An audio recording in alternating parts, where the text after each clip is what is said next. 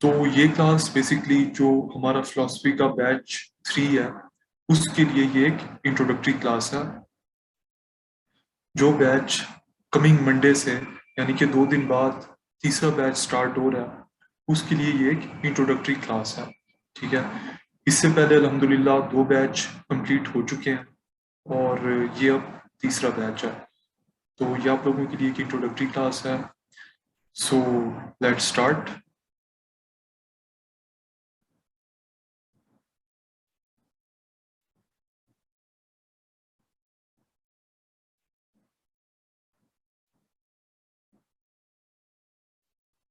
जी।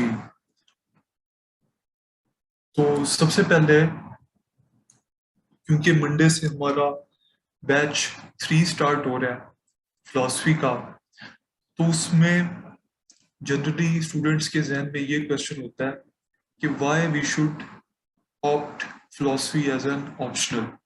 Specially जो लोग 2023 के अटेम्प्ट के लिए जा रहे हैं या ऑलरेडी जिन लोगों ने फिलोसफी रखा हुआ है 2022 के लिए और स्टिल वो श्योर नहीं है कि क्या हमने सही रखा है या नहीं रखा, तो उनके लिए ये रीजंस हैं कि फिलोसफी आपको क्यों रखना चाहिए एज एन ऑप्शनल और क्यों ये बहुत बहुत रिवॉर्डिंग सब्जेक्ट है। ठीक है। सबसे पहली बात कि philosophy is an easy subject. ये एक इजी सब्जेक्ट है कि इसको आपको कोई रॉकेट साइंस नहीं है, आपको इसको समझने के लिए कोई ज़्यादा मेहनत नहीं करनी पड़ती। स्ट्रेट फॉरवर्ड है चीज़ें। इसके कॉन्सेप्ट्स आपको बहुत आसानी से समझ आ जाते हैं। ठीक है। तो that is the first reason कि ये एक इजी सब्जेक्ट है। उसके बाद दूसरी रीज़न ये है कि इसका सिलेबस जो है वो बहुत शॉर्ट है। ठीक है। मेरे जितने भी सब्जेक्ट्स थे उनमें सबसे शॉर्टेस्ट सिलेबस फिलोसफी का ही था। ठीक है। तो आप इससे जो टाइम है वो आप बचा के आप बाकी सब्जेक्ट्स के ऊपर दे सकते हैं। इसको आप क्विकली कवर करके आप एसए के ऊपर, प्रेसी, इस्लामियात और बाकी कंपल्सरीज के ऊपर फोकस कर सकते हैं। ठीक है। तीसरी रीजन क्यों आपको फिलोसफी रखना चाहिए एज एन ऑप्शनल, वो ये है कि it is very high scoring. ठीक है।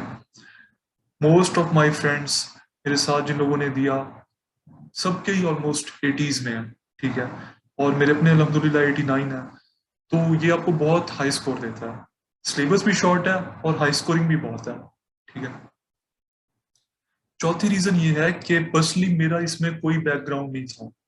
मैंने भी सीएसएस के लिए ही पहली दफा फिलोसफी पढ़ी थी। तो अगर आप लोगों का भी पहले से फिलोसफी में कोई बैकग्राउंड नहीं है और आप सोच रहे हैं कि क्या हमें फिर भी फिलोसफी ऑप्ट करना चाहिए, तो बिल्कुल, बैकग्राउंड का ना होना इसमें कोई रुकावट नहीं है फिलोसफी को ऑप्ट करने में। ठीक है। उसके बाद ये कॉन्स्टिट्यूशनल लॉ से हायर स्कोरिंग है। ठीक है। आमतौर पे स्पेशली जिन लोगों का पॉलिटिकल साइंस है वो उसके साथ कॉन्स्टिट्यूशनल लॉ ऑप्ट करते हैं और उनकी भी अपनी बात, अपनी जगह पे उनकी बात सही है। ठीक है। कि कॉन्स्टिट्यूशनल लॉ का जो सिलेबस है, जो उसका, वो पॉलिटिकल साइंस के पेपर 2 के साथ बिल्कुल ही ओवरलैप करता है। ठीक है।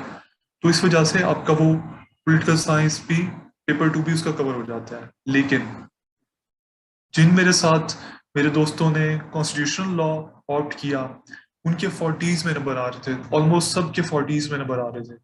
और जिन लोगों ने फिलोसफी ऑप्ट किया उनके 80s में नंबर आ रहे थे।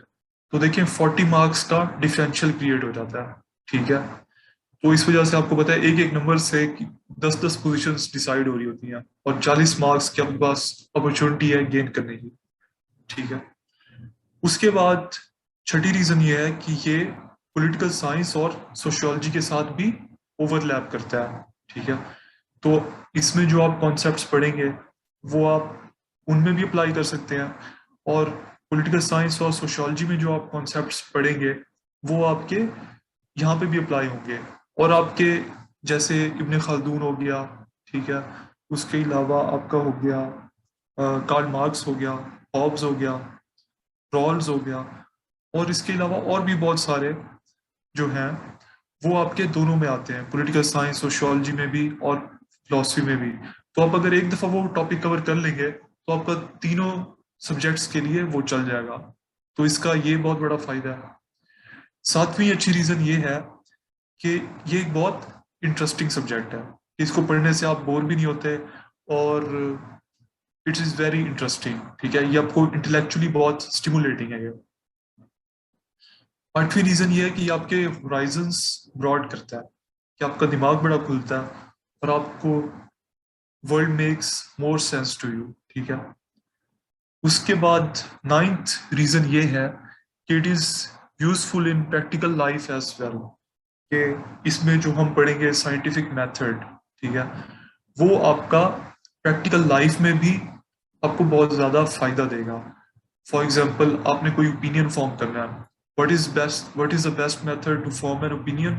Use scientific method. Scientific method is the best method to form an opinion. ठीक है, तो ये आपको, ये इसके फायदे हैं कि why you should have philosophy